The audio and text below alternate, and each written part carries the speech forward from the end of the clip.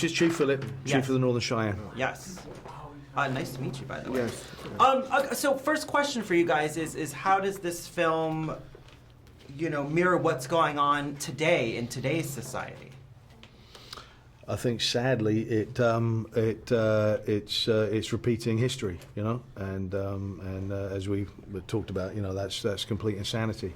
It's something that we were not so, or at least myself, I was not so aware of as we were shooting. But since shooting, it was kind of tragic to see how relevant it had become and how comfortable people within America have become in expressing division, expressing hatred for the other. And we've been here before, and to repeat those same mistakes, is complete lunacy. What do we have to do to not repeat the same mistakes? Well, Creator does not exist in two-ness. Creator only exists in oneness. So we're in a perfect place when things are shattered to return back to oneness. We have to use common sense as we return back to spirit. How do you find oneness in this kind of chaotic, even in your own world, you're traveling, you're working, how do you find personal oneness? It's moment to moment, isn't it? It's so easy to blame others. It's so easy to resort to anger, to frustration. That's always the easiest. Those are the easiest emotions. It takes more experience. It takes more heart. It takes more love to have a moment by moment appreciation of people around you. I've found personally, people shouldn't have to have this, but I've found that fatherhood has helped me a great deal with that.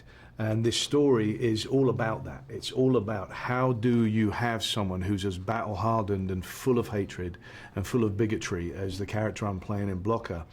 How do you have such a man return, and how do you turn off that hatred? How do you turn off that fight without rendering his friends' deaths and brothers-in-arms' deaths meaningless? It's a hell of a journey, but I think it's very symbolic of Americans' history. It addresses the genocide of the American Indian, and but it's something that it's set in 1892. It really could have been set in 1992. It could have been set in 2017 as well. What do you make of the continued fascination between cowboys and Native Americans and that conflict? Well, first of all, nothing is impossible with the Creator. And I think the propaganda of the cowboy and Indian and the genocide, today we're at a critical point with the connection that we have with body, mind, and spirit. You attract not what you want, but what you are.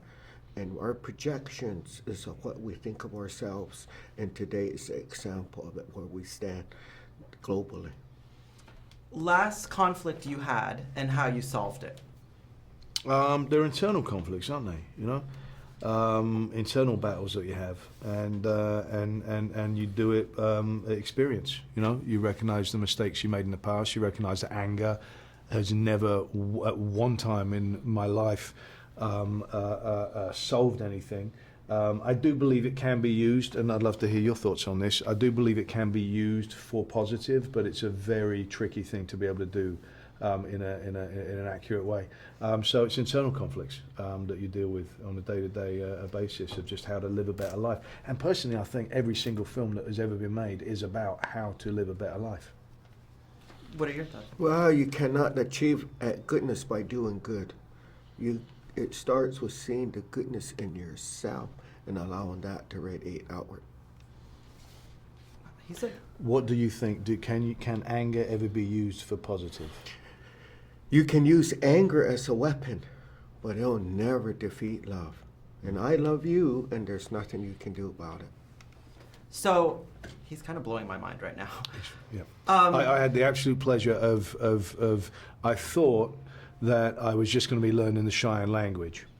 And then when I first met with Chief Phillip, he refused to teach me the language.